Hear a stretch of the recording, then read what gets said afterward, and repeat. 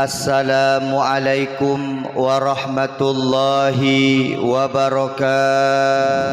Alhamdulillah, segala puji dan syukur kepada Allah.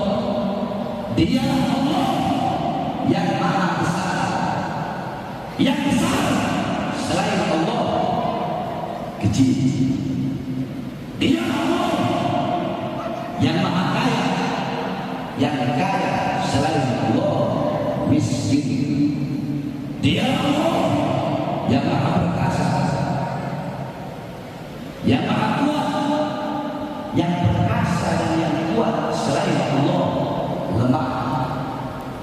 Dia Allah yang Maha berkuasa selama-lamanya, yang berkuasa selain Allah kadang berkuasa dan kadang berkuasa. Dia Allah yang Maha melihat, yang melihat selain Allah buta terhadap warna-warna yang tidak tampak, buta terhadap warna-warna yang jauh. Dia Allah yang Maha mendengar, yang mendengar selain Allah tuli terhadap suara-suara yang tersembunyi, tuli terhadap suara-suara yang jauh, dan suara-suara yang dekat akan menunjukkan. Dia Allah yang Maha hidup, yang hidup selain Allah pasti akan mati, yang ada selain Allah pasti akan tiada, yang wujud selain Allah pasti akan binasa. Sedangkan hidupnya Allah, adanya Allah, wujudnya Allah kekal abadi, tidak akan pernah rusak dan tidak akan pernah binasa. Dan dia Allah yang pada malam hari ini Allah menggerakkan hatimu sehingga hatimu menggerakkan langkah kakimu dari rumah menuju ke tempat yang dimana tidak ada tempat di muka bumi yang lebih mulia selain daripada tempat seperti ini. Kok bisa? Dia bisa. Mau hadirnya Sayyidina Umar bin Khattab radhiyallahu anhu, beliau berkata, "Inna Allah lam yakhluq fi wajhil 'abdi turan afdalu min majlisil ilm." Allah tidak pernah menciptakan sejengkal tanah di muka bumi yang dimana tanah itu lebih mulia daripada tanah yang digunakan untuk menuntut ilmunya Allah dan cari ilmunya Allah Subhanahu wa ta'ala. Kalian juga orang-orang ini, kalian menjadi hamba-hamba yang mulia, yang dimuliakan oleh yang Maha Mulia. Julus suka saat fi majlis al-ilm, la tamassu qalaman wa la taqtubu harfan, khairun laka min an taj'al fi raqabah. Kata Rasul Ibn Mas'ud, Rasulullah berkata kepada Ibn Mas'ud, wahai Ibn Mas'ud, engkau duduk di majlis ilmu, sesaat kau tak pegang pena, kau tidak menulis walaupun satu huruf, cuma duduk saja. Seperti orang yang duduk begini, tidak pegang pulpen, tidak pegang kertas, duduk saja. Itu lebih baik. Dan cuma sesaat, sebentar duduk di majlis ilmu, itu lebih baik bagimu daripada engkau memerdekakan 1000 orang budak.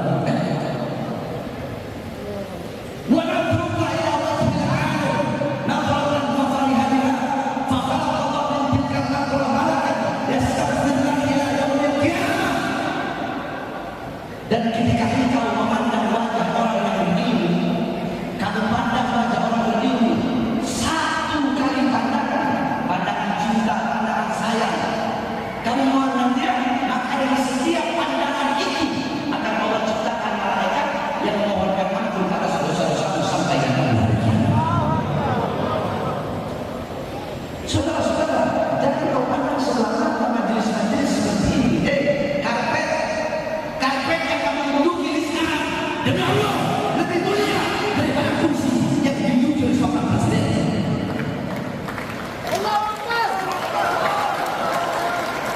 Loh, kenapa begitu? Karena karpet yang kamu duduki, kamu duduk di sini menuntut ilmu. Nanti saya akan ceritakan bagaimana ilmunya Nabi, akhlaknya Nabi, budi pekertinya Nabi. Kau orang yang tahu bagaimana Nabi mencari ilmu di majelis ilmu. Nah, karpet yang kamu duduki pun itu jadi mulia. Pemahamannya bagaimana? Saya kasih kamu pemahaman. Alam tara jildan haqira mugabbalan bi thaqafi la ma'an sara jildan mushami.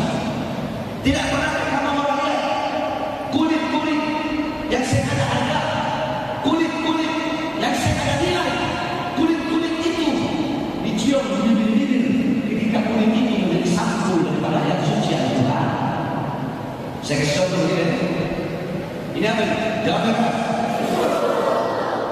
Atau anggap ini kulit. Kulit kambing. Kulit kambing. Saya berbagi dua dulu. Minta berbagi dua. Ini dari kulit yang sama dengan sama kan tidak? Sama kan tidak? Yang ini beda dengan dompet. Yang ini beda dengan dompet. Kalau yang ini beda dengan dompet, beda dengan bawah. Boleh ke saya? Boleh ke saya? Beda pegang kalau punya mutu atau tak punya mutu apa? Tak apa. Boleh kita buang ke tanah sampah. Boleh kita makan. Yang ini beta bikin satu ayat suci Al-Quran. Boleh? Kamu pernah jawab? Boleh? Boleh kamu pegang ayat suci? Boleh kamu pegang ayat suci? Kamu harus tahu apa ya? Tinggi. Kamu harus pakai akhlak ada. Sama kasih kuliah. Dari kuliah yang sama, dari kambing yang sama. Tapi bagaimana ketika kulit itu sudah bercampur dengan sesuatu yang mulia, ini kulit berubah, ikut menjadi mulia. Itu perumpamaan karpet yang kau duduki menjadi mulia. Karena majlis-majlis ilmunya Allah Subhanahu wa Ta'ala. Andai kan kamu orang duduk di sini bukan menuntut ilmu, kamu orang duduk di sini apa dia kaya kata orang duduk masjid saja. Ketika orang menjadi mulia, dimuliakan oleh yang maha mulia. Ini tanpa turunnya amanah, tanpa turunnya berkah, tanpa turunnya hidayah. Kamu orang yang hadir di sini ribuan, bisa mereka yang pakai jahil, tapi makhluk-makhluk yang tidak tampak, makhluk-makhluk yang tersembunyi, makhluk-makhluk yang tidak terlihat. Jumlah lebih banyak daripada orang-orang yang hadir di sini. Siapa? Para malaikat Allah yang memohon ampun kepada orang dosa. Jadi bersyukur Allah masih pilih kita sebagai hamba-hamba yang duduk di majlis ini. Kalau kamu orang pengen tahu, saudara-saudara, kamu ini pengen tahu seperti apa seluruh majlis Nabi Muhammad. Kalau kamu orang pengen tahu, kamu orang lihat kata malam ini dulu di sini, maka sebenarnya ini juga perkumpulan Nabi Muhammad SAW. Nabi Muhammad ini tidak mewariskan harta, tidak mewariskan pangkat, tidak mewariskan jabatan, tidak mewariskan kekuasaan, tidak mewariskan dinas, tidak mewariskan dirham. Warisannya Nabi ilmu, amal, wara, khauf, ikhlas, sabar, takwa, istiqomah, zuhud, dalam Quran, kemudian ibadah, qanaah. Itu warisan Nabi Muhammad. Majlis-majlis ilmu, majlis zikir. Satu waktu Abu Hurairah diajak, Abu Hurairah pergi ke masjid. Abu Hurairah datang ke masjid, kemudian beliau keluar pergi ke pasar. Beliau bilang sama orang pasar, orang pasar di masjid mereka sedang membagi-bagikan warisan Nabi Muhammad. Orang yang punya jodoh duduk yang lagi berdagang, mereka semua berbondong-bondong pergi ke masjid. Ketika mereka pergi ke masjid, mereka tidak lihat lagi dibagi-bagikan bajunya Nabi. Mereka tidak lihat lagi dibagi-bagikan sorbannya Nabi. Mereka tidak lihat lagi dibagi-bagikan pakaiannya Nabi. Mereka tidak lihat lagi dibagi-bagikan sejarah Nabi atau amalnya Nabi. Yang ada apa? Perkumpulan menuntut ilmu seperti pada malam hari ini. Mereka berkata, wahai Abu Hurairah, mana katamu sedang dibagi-bagikan warisannya Nabi di masjid? Apa kata Abu Hurairah? Majlis-majlis ilmu, majlis-majlis zikir, itulah warisan Nabi Muhammad. Jadi saudara-saudara di sini malam hari ini, kalian itu mengambil warisan Nabi Muhammad. Kalian untuk mengambil warisan Nabi. Bedakan dengan orang. Ketika orang dapat warisan Nabi, yaitu ilmu, apakah ada warisan yang lebih berharga selain daripada warisan Nabi? Ada. Apakah ada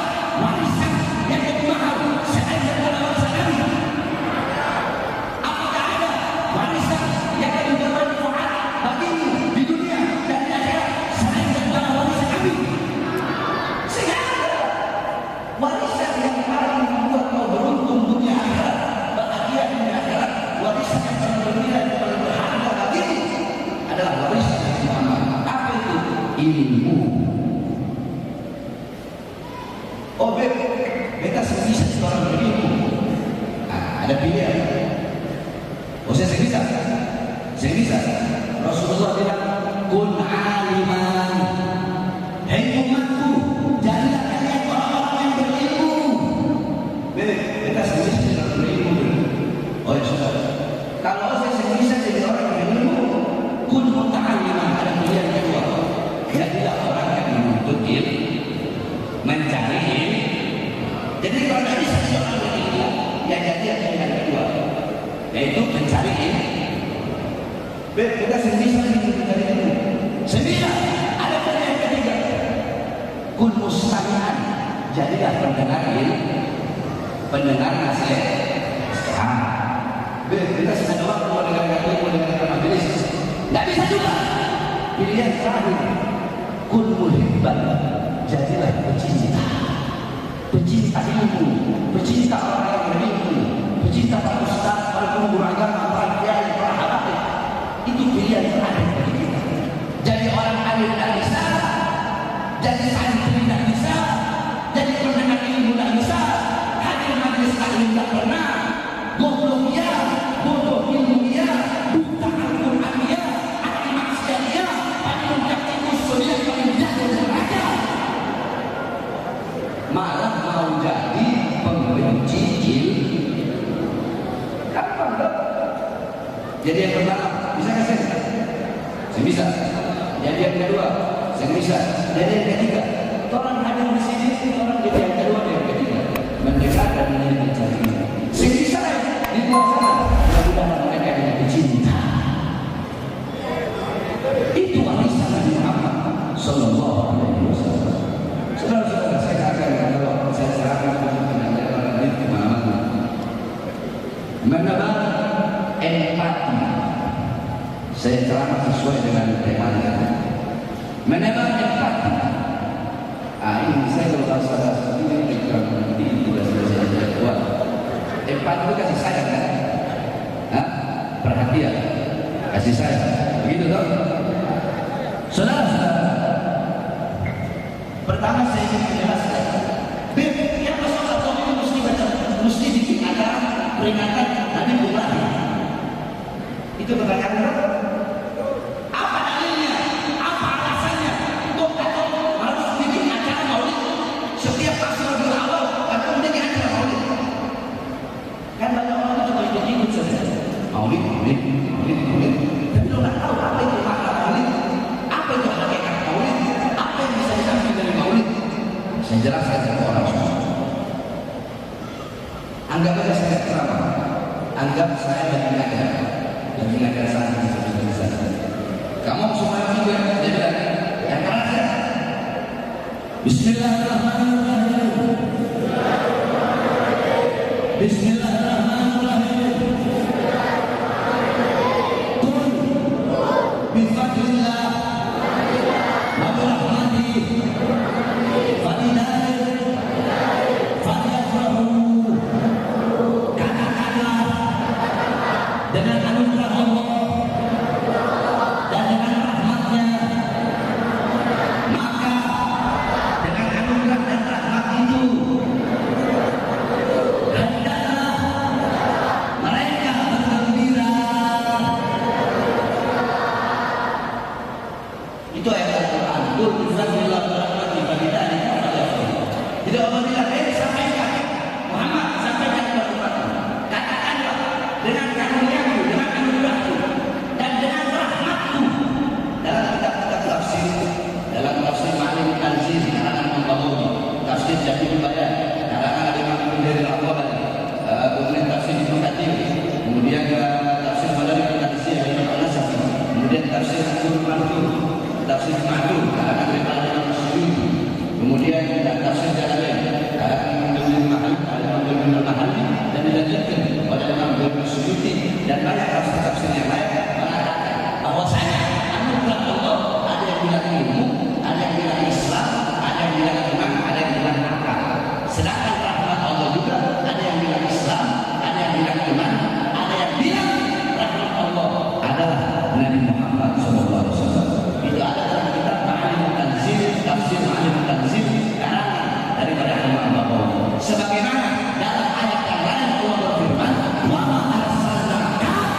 illa rahmatan. Muhammad, tidak akan aku utus engkau kecuali engkau adalah rahmat bagi seluruh alam semesta.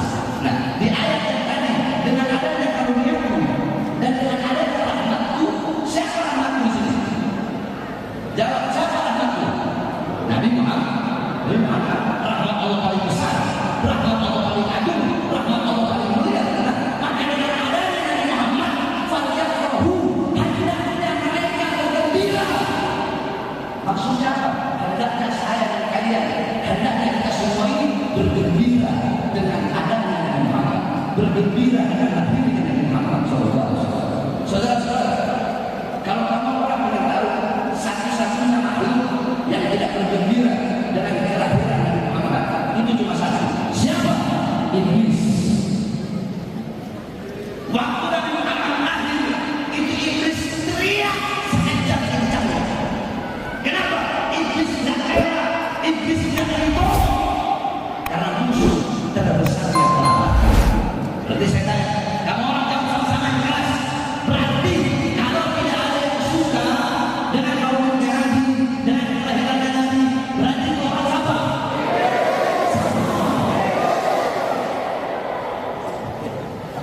Cuma iblis yang tidak suka dengan lahirnya Nabi Muhammad SAW. Nah, saudara-saudara sekalian yang dimuliakan oleh Allah Subhanahu wa Ta'ala, berarti maulid bergembira. Saya tanya, kamu orang bergembira untuk bergembira dengan lahirnya kan? Terus kamu orang dulu di sini memuliakan dan mengagungkan kelahiran. Kau harus tahu, saudara-saudara, wulida sallallahu alaihi wasallam yawmal islam isna asyar min syahril awwal amal fihi wa sumiya amal wiladatihi amal fihi li'anna malika al-habasha ja'a ila Makkah lihadmil Ka'bah. Nabi Muhammad lahir hari Senin tanggal 12 Rabiul Awal pada tahun gajah, dan dinamakan tahun kelahiran beliau sebagai tahun gajah karena pasukan Habasha datang ke Makkah untuk ingin menghancurkan Ka'bah. Fa'ahlaqallahu al-jaysh, Allah hancurkan tentara gajah. Dengan apa? Dengan gunung ababil. Satu ekor gunung bawa 3 buah batu, satu batu di mulutnya, satu di kaki kanannya, satu di kaki kirinya. Dia lemparkan itu batu, jatuh di atas kepala tentara gajah, tembus sampai ke bawah kakinya. Karena begitu dahsyat batu yang menerangkan Allah Subhanahu wa Ta'ala. Allah hancur leburkan. Pertanyaannya, kenapa di hari lahirnya? Coba kita tanya, kalau Allah menghancurkan ini pasukan gajah, kan bisa saja Allah hancurkan sebelum pergi ke Makkah. Iya tak? Tapi kenapa Allah hancurkan ketika tepat pada saat kelahiran Nabi Muhammad? Padahal 2 hari sebelumnya Allah menghancurkan mereka, tidak mustahil bagi Allah. Tapi kenapa Allah hancurkan pada hari kelahiran Nabi? Takliman wa tashrifan wa ta'liman li maulidin Nabi sallallahu alaihi wasallam, untuk memuliakan, untuk mengagungkan hari kelahiran baginda Nabi Muhammad. Paham? Itu yang pertama. Jadi kalau kamu punya cara memuliakan kelahiran Nabi, bagaimana kamu mengucapkan? Kamu berbicara dulu menyambut silaturahmi dengan baca Al-Quran, dengan nasihat. Orang bicara begini, Allah punya cara sendiri untuk memuliakan kelahiran Nabi. Pertama adalah menghancurkan hari gajah di hari kelahiran Nabi. Ingat saja. Yang kedua, di hari api majusi yang selama ribuan tahun tidak pernah padam, Allah padamkan di hari kelahiran Nabi. Betul makanya kalau Allah hancurkan sebelum Nabi lahir, mustahil saja. Mustahil saja. Mustahil saja. Saya mustahil. Allah Subhanahu wa Ta'ala memadamkan itu api sebelum Nabi lahir, akan sesudah Nabi lahir. Tapi kenapa di hari Nabi? Untuk memuliakan dan mengagungkan hari kelahiran Nabi Muhammad. Yang ketiga, sumur-sumur yang kering memancarkan air, daun-daun yang kering mengeluarkan daunnya di hari kelahiran Nabi. Untuk apa Allah melakukan itu? Jawab. Untuk apa?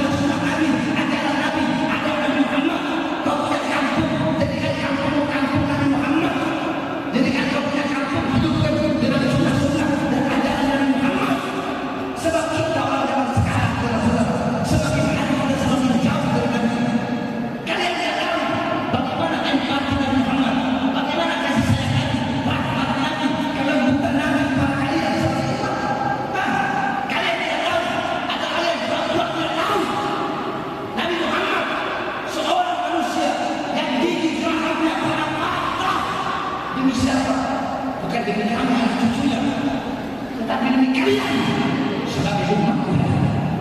Nabi Muhammad seorang manusia yang tidak pernah tertusuk duri, tembus sampai ke sebelah, tertusuk tulang. Demi siapa? Demi kalian semua. Seorang manusia yang ketika pergi ke kota Taif, pendakwah-pendakwah dari zaman sekarang, kalau mereka dakwah ceramah, mereka dilempar dengan bunga, mereka disuguhi dengan makanan-makanan yang enak, dengan buah-buahan. Nabi Muhammad pergi ke kota Taif, apa sambutannya? Lemparan batu. Tidak lempar beliau, kena darinya keluar darah suci. Ketika darah suci keluar, beliau tampung di udara. Sahabat tanya Rasulullah, kenapa kau tampung darahmu? Apa kata Rasulullah? Andaikan darah jatuh di atas tanah Taif, maka penduduk Taif akan ditenggelamkan oleh ibu, sedangkan mereka adalah umatku.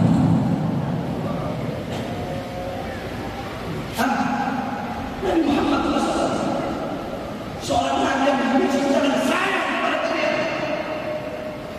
seorang nabi yang ketika itu Nabi Muhammad berkata kepada Sayyidah Aisyah, Allahumma ighfir li Aisyah, Allah ya Allah, ampunilah dosa-dosa Aisyah, ma qaddamat wa ma akharat, dosa-dosa yang telah lalu, dosa-dosa yang akan datang. Siti Aisyah berlari dari kecil sambil senang di masa lalu. Apa kata Rasulullah? Ya Aisyah, kamu senang dengan doa ini? Ya, aku senang dengan doa itu. Apa kata Rasulullah? Ketahuilah, doa seperti itulah yang setiap kali aku doakan kepada Allah untuk umatku. Seorang nabi yang di saat kalian umatnya tertidur lelap, terbuai dengan mimpi-mimpi kalian, beliau bangun tengah malam di saat dinginnya hujan, beliau bangun saat dinginnya malam, beliau ruku, sujud, menghadap kepada hamba-Nya. Agar apa? Agar Allah mengampuni dosa-dosa kalian dan memberikan rahmat kepada kalian. Seorang manusia, sebenarnya saya takut menceritakan ini. Seorang manusia, قال لمن علي بن ابي طالب ان رسول الله صلى الله عليه وسلم كان نفسي حركت شفتيه ابدا فالغيت سمعي فسمعته يقول امتي امتي فقول الرسول صلى الله عليه وسلم. Kata Imam Ali, di saat detik-detik terakhir nafas Rasulullah sebelum beliau meninggal, aku melihat bibir beliau bergerak dengan 4 kali katakan. Aku dekatkan telingaku. Beliau berkata, umatku. Allah berkata kepada Jibril, wahai Jibril, datanglah engkau untuk menemani Israel, untuk mencabut nyawa kekasihku. Aku rindu berjumpa dengannya. Saat ini telah tiba. Namun wahai Israel, engkau izin dulu, ketuk dulu pintu rumahnya, pakai akhlak, pakai adab. Lihat bagaimana Allah memuliakan. Turun Israel, diketuk pintu. Ketika diketuk pintu rumah, Rasulullah sedang dalam keadaan sakit. Yang membuka Sayyidatina Fatimah. Ketika dibuka, Fatimah kaget. Fatimah berkata, siapa engkau? Israel berkata, aku adalah sang pemisah hidup dengan kematian. Aku yang menjadikan anak-anak menjadi yatim. Aku yang menjadikan istri-istri menjadi janda. Aku Israel dan aku diutus oleh Rabbku untuk mencabut nyawa hamba yang paling dia muliakan dan paling dia cintai, Muhammad Rasulullah. Dan aku datang ke ISIS untuk mencabut nyawa. Sayyidatina Fatimah kembali ke pangkuan ayahnya sambil menangis, wahai ayah, kau meninggal, kau bawa wafat. Apa kata Rasulullah? Jangan kau sedih wahai anakku, karena engkau adalah manusia yang pertama kali akan menyusulku setelah kematian. Mereka benar. Setelah Rasulullah wafat, gak lama kemudian Sayyidatina Fatimah wafat. Singkat cerita tentang Israel dan Jibril. Rasulullah berkata, wahai Jibril, aku belum bisa meninggalkan umatku kalau Allah belum memberikan jaminan kepada umatku.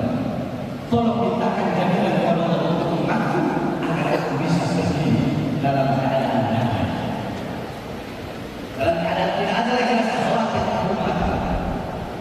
Pergi Jibril menghadap Allah Subhanahu wa taala. Apa kata Allah? Basyirhu ya Jibril, innahu awwalun nasin kharijun min al-'ardi idza isu wa sayyiduhum idza jadu wa ummatuhu sayyidul umam wal jannah haramun ala umam qabla an tadkhuluha ummatuhu. Apa kata Allah? Wahai Jibril, sampaikan jaminan dariku bahwasanya dia adalah manusia yang pertama kali akan dibangkitkan dari alam kubur dan menjadi pemimpin manusia.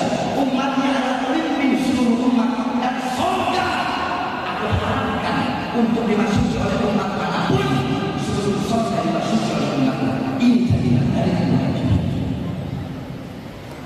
Al-Ad kepada ini kata Rasulullah, sekarang bahagia, maka cabutlah nyawaku itu. Dicabut ketika nyawa Muhammad tersebut, beliau mendesak,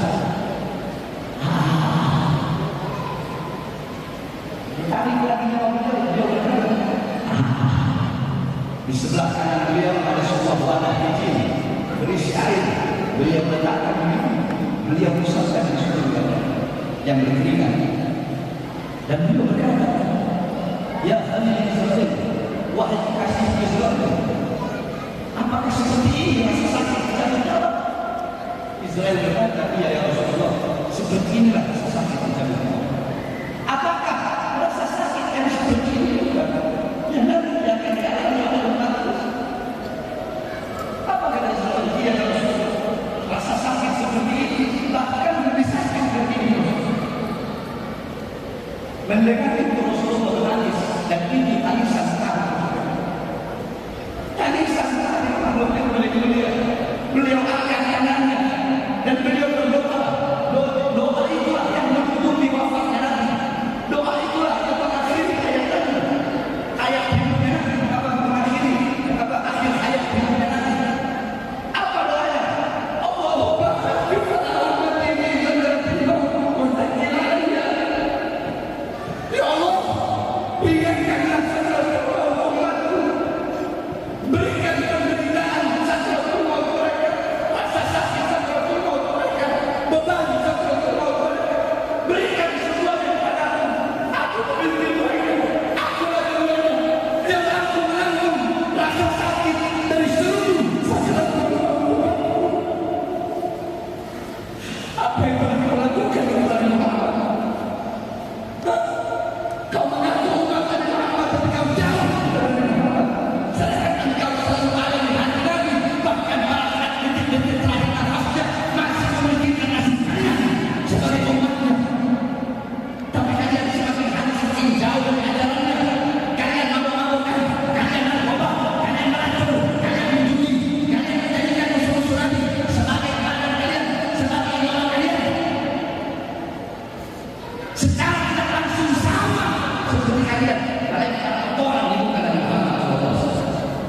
Nabi Muhammad berjuang, berkorban nyawa, jiwa, raga, harta, darah, agar Islam bisa sampai kepada kalian, agar iman bisa sampai, agar masjid bisa sampai, agar majlis-majlis bisa sampai.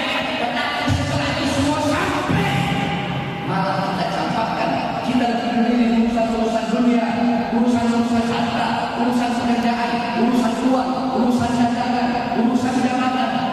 Kita tidak tahu lagi mana halal mana haram, saking dibutakan karena kita kepada dunia. Tidak tahu lagi mana hak mana batil. Karena apa? Kecintaan kita kepada dunia.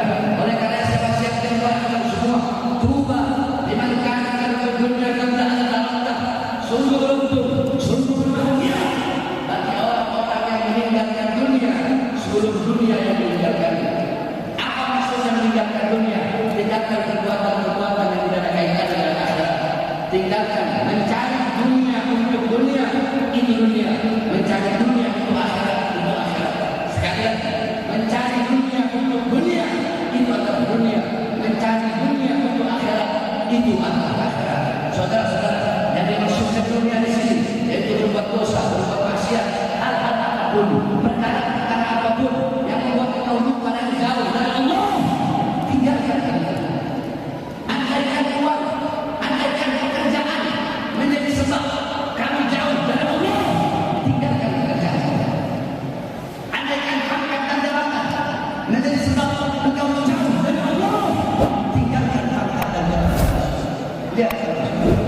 Kita orang sekarang lebih mengejar dunia daripada mengejar akhirat. Allah sudah bilang kepada dunia dalam hadis qudsi. Apa kata Allah? Ya dunia, ukhduni man khalaqani. Wahai dunia, harta, pangkat, jabatan, tahta, kekuasaan, layanilah orang-orang yang melayani. Berbaktilah kepada orang-orang yang berbakti kepada Allah. Kau mengejar Allah sambil merangkak, dunia mengejar musuh-musuh. Kau mengejar Allah sambil berjalan, dunia mengejar sambil berjalan.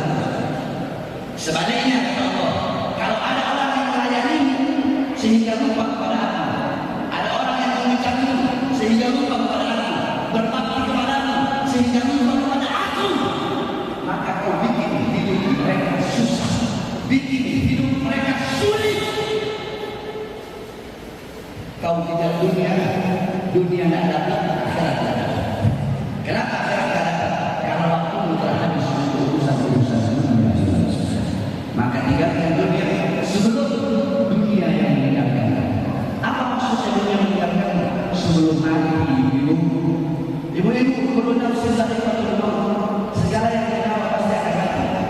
Kuluman hari apa? Segala sesuatu yang ada tersebut pasti hancur, pasti binasa. Kullu syai'in halikun illa wajhah. Segala sesuatu apapun wujud apapun bentuk apapun akan mustahil hancur kecuali Allah. Yang tua mati, yang muda mati, yang kaya mati, yang miskin mati, yang sehat mati, yang sakit mati. Syarat mati tidak perlu sakit. Saya tanya, banyak di sekeliling kalian orang yang lagi sehat tapi dia mati. Ada nggak? Berarti syarat mati tidak harus sakit.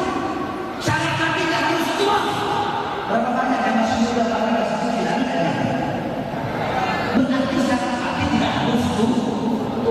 Maka beribadahlah kita, saya dan kalian, beribadahlah kalian seakan kalian akan mati besok. Bapak-bapak ibu kalau tahu besok mati, malam hari dia di sini, malam hari dia pasti ke sini, dari sini pulang, tidak bakal ibu istrinya, bakal bapak, bakal sholat, minta ampun, kamu tahu besok mati, ya kan? Cuma kan kematian yang tak memberitahu. Kalau kita tahu enak gampang. Saya nanti tanggal 30 sumpah. Ya udah saya kasih yang saya dulu sampai tanggal 29. Nanti 29 malam baru saya tolak. Kematian yang seperti itu, kematian datang tanpa memberitahu.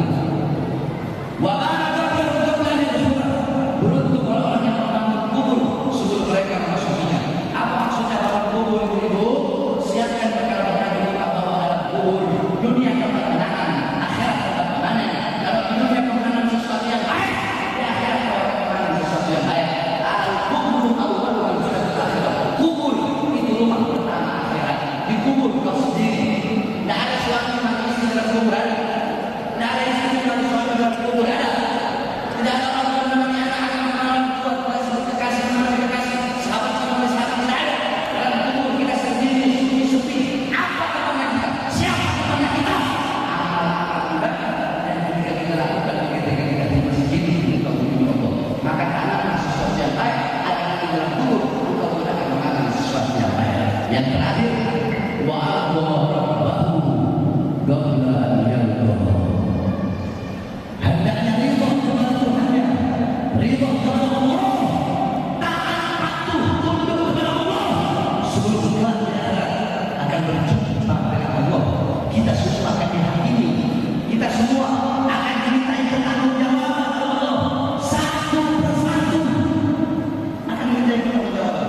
Ustaznya, kiainya, tuan gurunya, habibnya, para masyayikhnya, pejabatnya dari RT, RW, lurah, camat, bupati, wali kota, menteri, presiden, anggota dewan, kapolri, panglima TNI, semua tidak ada yang luput dari tanggung jawab oleh di akhirat dosa. Kau tahu? Kamu orang tahu? Siapa yang pertama kali kalau tidak tanggung jawab? Siapa? Siapa? Tahu atau tidak? Tahu nggak saya? Yang pertama itu ulama. Bukan di kanan. Yang nanti dulu itu ulama. Ulama itu luar biasa. Tidak ada kata. Kamu bisa. Para ustaz, para kiai, para hakim, mereka yang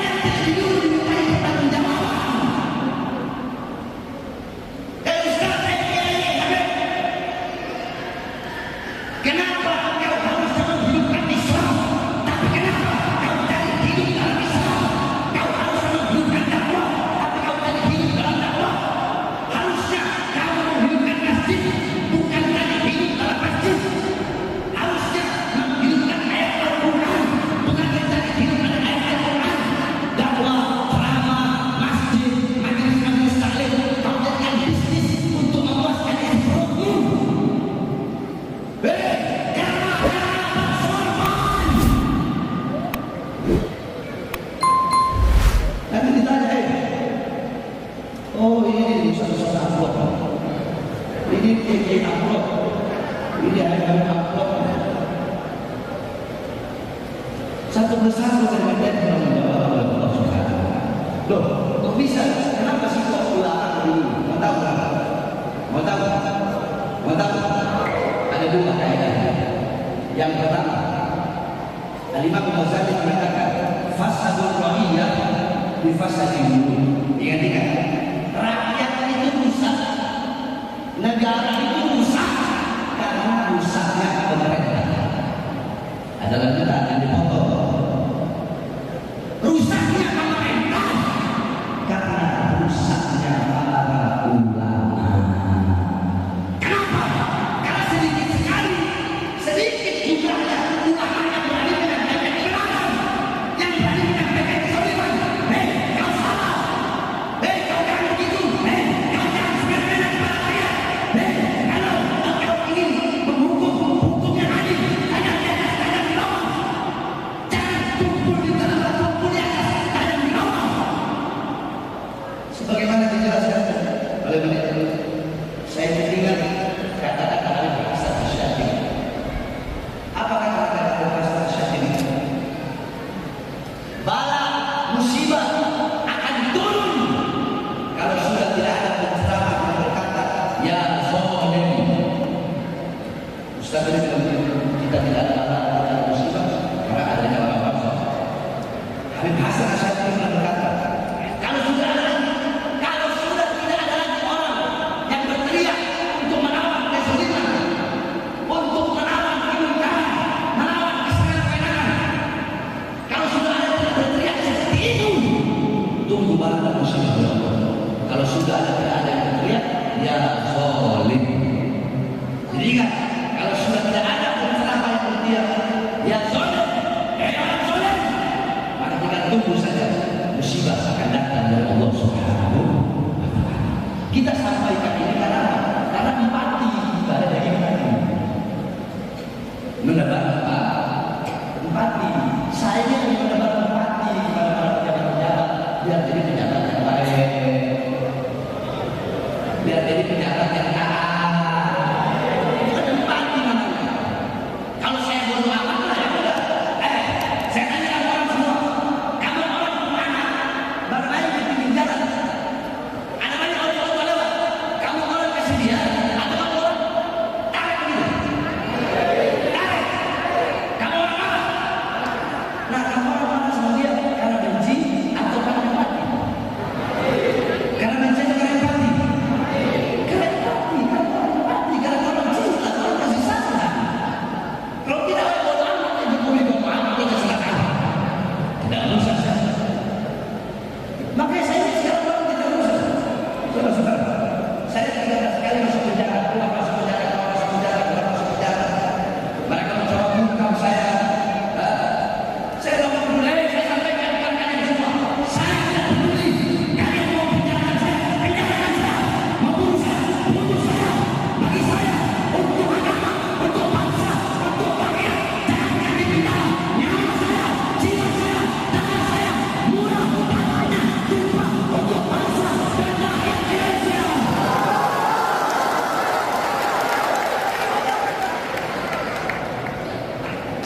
Kamu orang yang belum tahu cerita bagaimana saya dibawa meresahkan bakat, kan? Hah? Saya bikin seperti penjahat besar. Saya bikin seperti mantan narkoba. Kamu orang tahu nggak? Saya dibotol tangan saya. Penjara sudah bangun. Dibotol satu tangan dengan tangan. Dari botol kanan ada tangan pun. Dari botol pun sampai botol. 3 botol. Borgol tangan, borgol bulu, borgol kaki. Tahu? Betul dibawa terus kawan gara-gara apa? Tahu yang itu? Mau tahu? Mau tahu? Bupati mau tahu? Boleh jawab? Boleh jawab?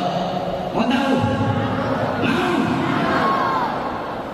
Saya keluar penjara tahun 2020. Itu lagi masa COVID. Keluar sore malamnya saya selamat. Padahal saya tahu kalau saya selama ini saya masih tahan. Makanya saya susah jadi kompor. Tahu kompor tak? Apa isi ceramah saya? Jadi saya tahan tadi karena katanya isi ceramah saya meresahkan. Dikatakan isi ceramah saya meresahkan dan provokasi. Nah, makanya saya bertanya sama masyarakat sana dan Kabupaten Sula, apakah benar ini provokasi? Ya.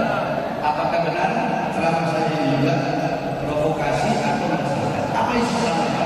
Satu, waktu itu saya bilang, Jokowi, Presiden, para pejabat, rakyat kalian buruk dalam rumah, dan tidak kalian berikan makan, tidak kalian berikan kebutuhan pokoknya.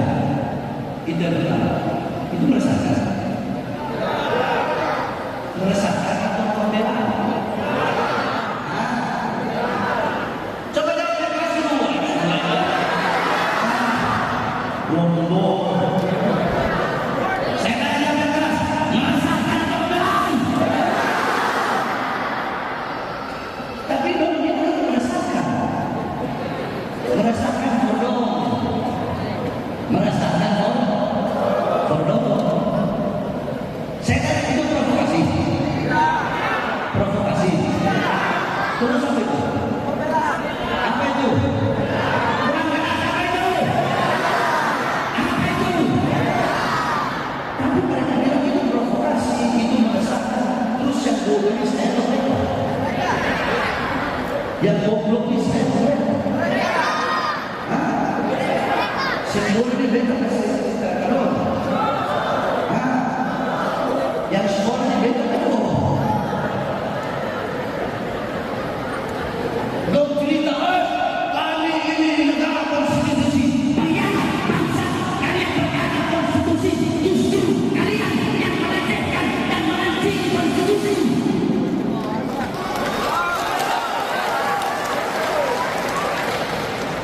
Ini negara demokrasi, ya, ini negara demokrasi, tapi kalian yang merusak, menghancurkan dan menodai demokrasi, mengadu domba sesama anak bangsa. Kalian butuh sama rakyat, kalau cuma ada maunya.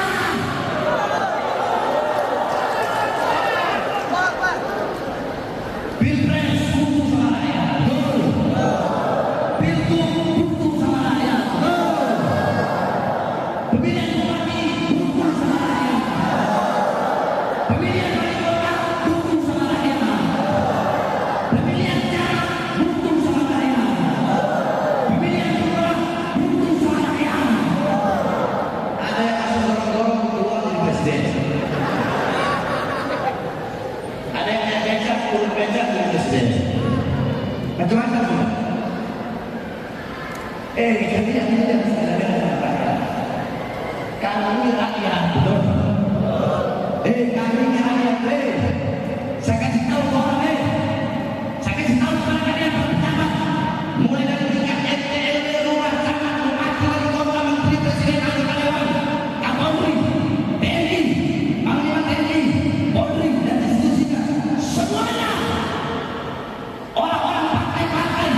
Saya kasih tahu kalian, Indonesia bukan milik organisasi manapun, betul?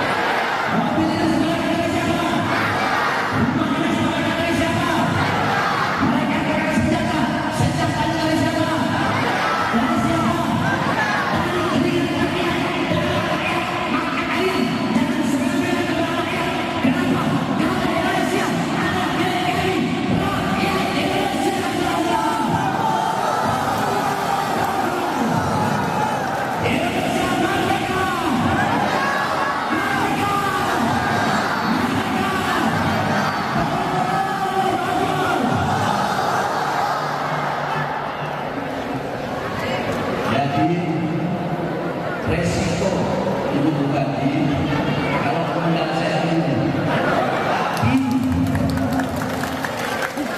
Tapi saya akui, saya kasih jempol sama Bupati. Ini Bupati perempuan, biasanya bilang saya laki-laki laki-laki. Ini Bupati perempuan terus berani. Ini bagus kok.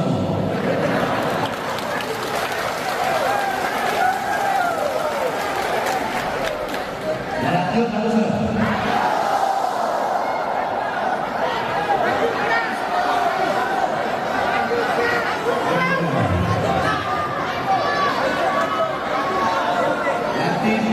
Nanti kalau Bupati jadi tahun depan di sini lagi. Tapi Bupati yang panggil saya bukan Bupati, anak surah yang panggil saya. Sudah?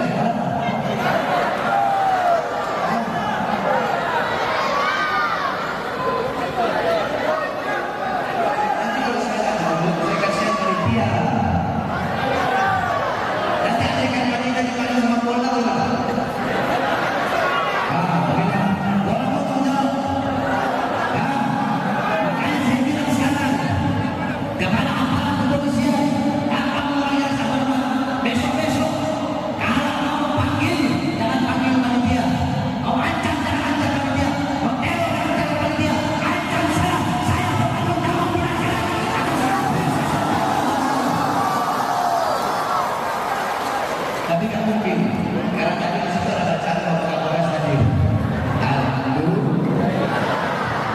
Jadi saya itu paling senang kalau lihat pejabat-pejabat itu turun di majelis-majelis ini. Kenapa saya paling senang?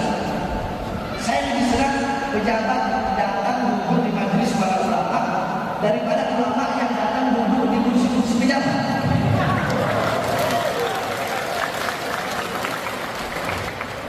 Mau tahu kenapa? Khiyar dulu kami Bupati semua Bapak Bupati harus apa ini? Khiyar dulu atau khiyar umara atau khiyar salatin alladzina ya'tuna ulama. Sebaik-baik pejabat, sebaik-baik penguasa, sebaik-baik raja di suatu daerah adalah penguasa raja yang datang kepada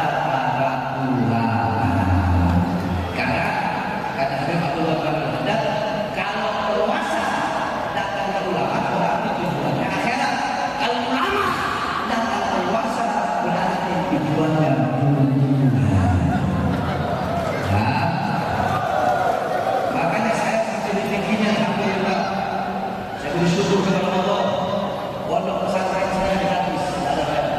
Makanya orang surat ini, orang kalau yang masuk pergi ke pesantren saya nggak bayar. Kemarin ada satu surat namanya Arifin. Orang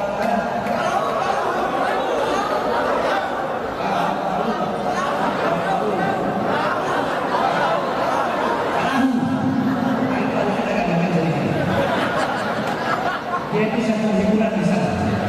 Arifin bukan itu. Saya punya hiburan bukan Arifin. Jadi kalau orang mau buat anak saya jadi mereka pulang di sini, mereka bukan sama seperti Ahmad Muslim, tapi mereka 1001 kali lebih daripada Muslim. Dia ada berjuang di tanah suci. Itu opsi pertama. Opsi kedua, menjadikan saya di sini.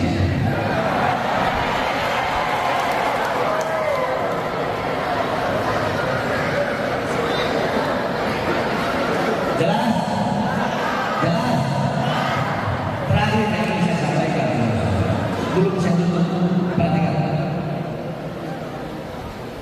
Nabi Allah Adam alaihissalam beliau berkata, perhatikan ya, dan ini penting.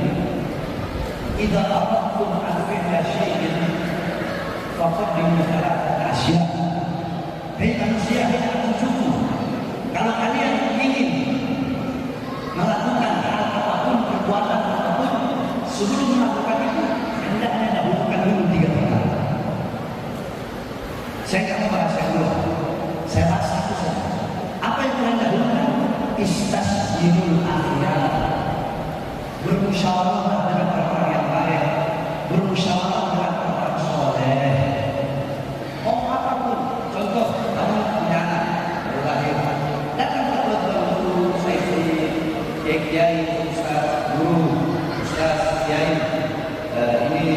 perkembangan berubah yang lain mau melakukan hal apa? Jadi kita mendapatnya berapa? Karena kata iblis, andaikan dulu aku minta mendapatkan malaikat, maka pasti malaikat akan mencegah untuk memakan buah itu. Sayang dulu aku tidak mendapatkan malaikat. Nah begitu pun dalam memilih pemimpin. Kalau memilih anak-anak kita disyariatkan untuk minta sama ulama, apalagi dalam memilih pemimpin. Dalam memilih pemimpin. Intinya kan dijelaskan Islamnya luas. Jangan orang kira Islam tidak atur politik. Islam itu atur politik, karena kita namanya agama struktural. Itu kita menjelaskan tentang politik di situ.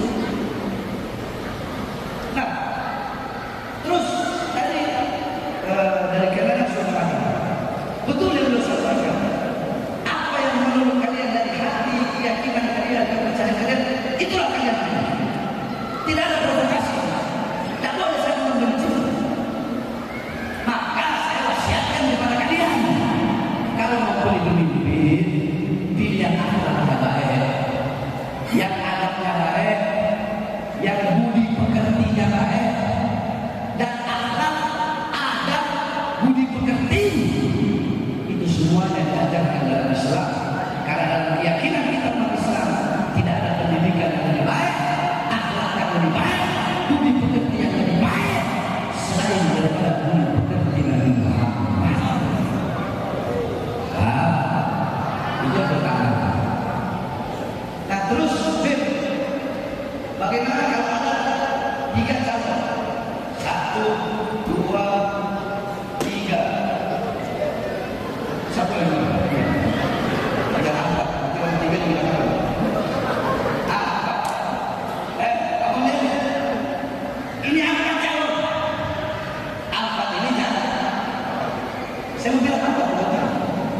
Saya mau pilih betul gara-gara bukan ada surat 3 ada.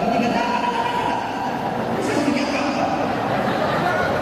Kalau saya bikin 3 begini, orang berpikir karena calon bupati itu ada 3, makanya aku bikin beberapa ada 3. Tidak apa-apa.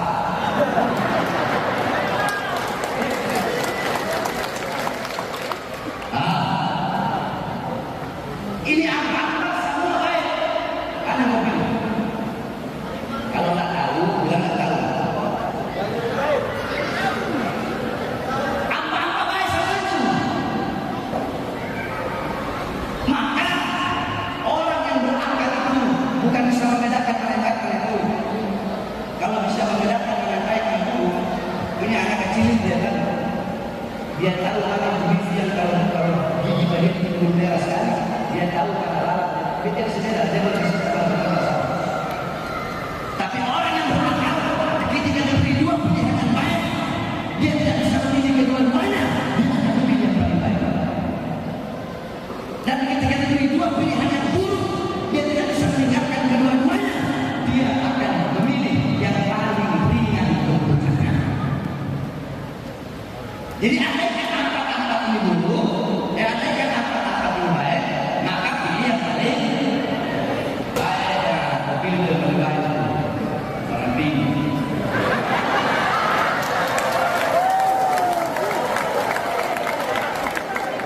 Itu kau pikir saya kampanye kan? Kau pikir saya kampanye? Kau pikir saya disuap ya? Ini beliau berkata dulu bagus sama-sama dengan saya. Sudah kalian sudah tahu kan? Berarti pilih yang paling. Nah, kalau apa-apanya buruk, apa-apanya rusak, apa-apanya biaya, bajingan, maka pilih yang paling ringan maksudnya. Pilih yang paling ringan buruknya. Pilih yang paling ringan kerusakan. Gampang. Gampang aja. Gampang aja. Gampang aja. Gampang. Mau pemilihan bupati sebentar lagi atau mau pemilihan gubernur sebentar lagi. Itu saja. Saudara-saudara. Kita orang yang muslim disatukan dengan Islam. Karena sebenarnya ini orang Manado. Saya punya Habib, saya punya Hababah, saya punya Habib Iman. Itu kawan dengan Hababah, jadi dia minta belum Al-Quran. Saya punya Umi, saya punya ibu, itu asli suku Bado. Jadi kalau saya punya ibu itu suku Bado, suku Buton.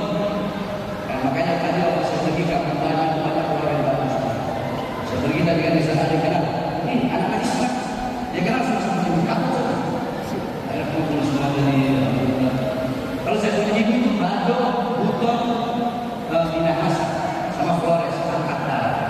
Kalau dari saya punya anak, Sanger Manado, Bugis, sama Ternate. Kita orang Indonesia Timur, kita yang Islam, khususnya Indonesia Timur, umumnya Indonesia. Kita yang Islam, kita disatukan dengan satu agama. Apa itu? Yaitu Islam.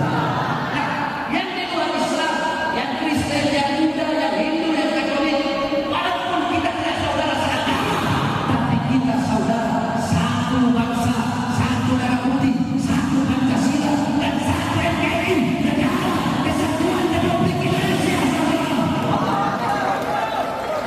Makanya di sini yang berbuat silaturahmi adalah menjaga ukhuwah yang pertama Islamiyah, menjaga persatuan Islam.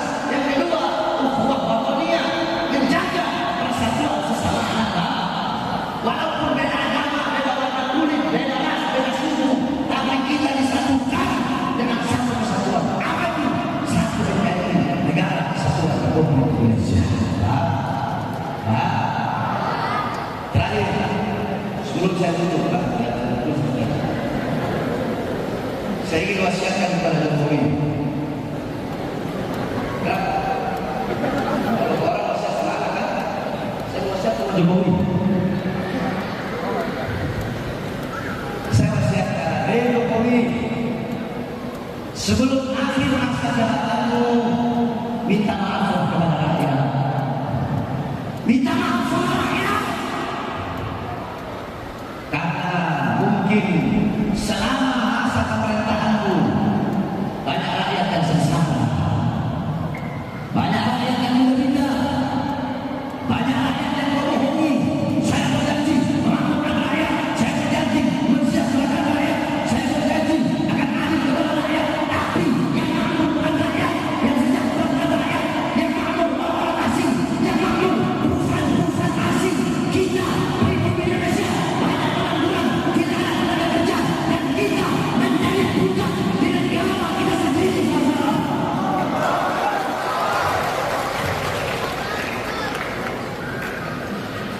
Minta maaf sama rakyat. Rakyat yang telah kau tipu dan kau bodohi dengan buka polos semua. Makanya saya bilang banyak orang sekarang itu buka polos sama iblis. Apa salahnya? Minta maaf sama rakyat. Bukan kamu sebagai Jokowi, tapi kamu sebagai presiden. Agar di akhirat kamu tidak akan dituntut oleh Allah dan tidak akan dituntut oleh rakyat dan masyarakat. Jadi baguslah pesan saya. Baguslah nasihat saya. Baguslah. Ini satu Allah. Saya belum selesai. Yang kedua, saya serahkan di tangan itu. Saya bilang, Jokowi, masih banyak pengangguran di Indonesia. Tapi kenapa tenaga kerja terus kau kirim dari Cina ke daerah Morowali? Salah seorang bilang. Salah. Menyesatkan, provokasi. Terus apa? Yang ketiga saya bilang, pejabat, presiden, warung kecil kalian paksa tutup, tapi mall asing tetap buka di masa corona. Provokasi itu merasakan atau mewakili perasaan kalian? Jawab yang jujur, mewakili kan? Yang jujur, mewakili kan? Karena tiga kata-kata itu, tiga kalimat itu, di rantai saya punya tangan, saya punya perut, saya punya kaki, di bawah saya punya Dipikir saya kapok. Tidak ada kata kapok. Tidak ada kata dalam berjuang. Saya kasih tahu teman-teman. Kalau saya mati, saya mau ditembak, saya mau diracun. Kalau saya mati, saya punya jenazah sampai di rumah disangka. Terus saya akan ini dia sampai jenazah. Mereka tak tahu saya nangis. Mereka tak tahu kalau mereka bilang nggak apa-apa. Sekarang kita serahkan Allah sudah tercapai. Karena bagi saya mati untuk bangsa, mati untuk agama, mati untuk negara, mati untuk rakyat. Maka kematian itu adalah yang benar di sana makanya saya wasiatkan khususnya anak muda, pemuda-pemuda sudah stop sudah orang mencap tikus, stop sudah orang berkumpul. Sekarang sudah tak zamannya itu. Sekarang jangan persiapkan akhir zaman untuk melawan fitnah-fitnah dan kerusakan-kerusakan. Nasib bangsa ke depan, nasib tanah sudah ke depan. Bukan dalam bapak-bapak dan ibu-ibu, tapi nasib tanah sudah ke depan. Kalau anak muda baik patuh kepada Allah, besok tanah sudah akan menjadi tanah yang baik yang berkah. Tapi kalau anak muda mabuk, narkoba, racun, judi, minum cap tikus, lupa kepada Allah dan Al-Quran dan Al-Quran, buta Islam, buta agama, besok sudah akan dipegang oleh pejabat-pejabat yang rusak dan akan dipegang oleh ulama-ulama yang rusak. Makanya wahai para pemuda-pemudi, khususnya pemuda-pemudi sunnah, jangan pernah kau takut untuk menyampaikan kebenaran. Lawan pengkhianat bangsa, lawan para koruptor, lawan orang-orang yang zalim. Sampaikan kebenaran. Jangan pernah takut. Walaupun kau harus dicuci lama-lama, kau harus dipotong lidahmu, walaupun kau harus dipenjara, walaupun kau harus dihina dan dicaci, walaupun kau harus dimaki, tetap sampaikan kebenaran. Saudara-saudara, saya Wahab bin Ali bin Smith bersumpah demi Allah, selama kedua mata saya masih terbuka melihat kesengsaraan rakyat, ketidakadilan terhadap rakyat, melihat penyesalan rakyat, kesalahan kepada rakyat, maka selama itu saya tidak akan pernah menundukkan kepala di hadapan pengkhianat bangsa. Saya akan melawan mereka, tidak akan pernah mundur sampai titik darah keputusan saya.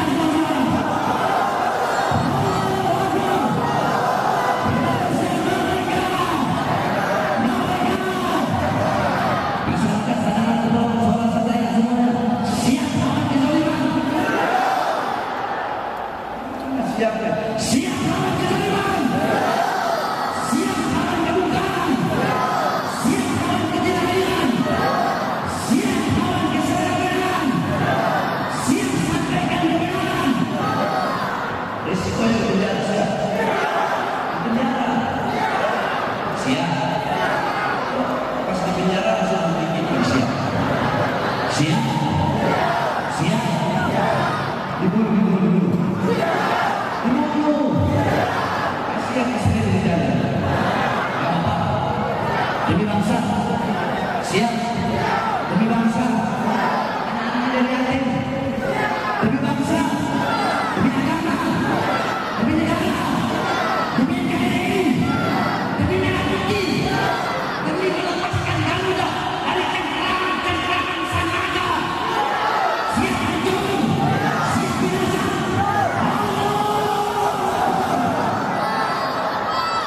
Tanah sulap, tanah terang, maka jujurlah di atas kepalamu bagaikan mahkota. Assalamualaikum warahmatullahi wabarakatuh.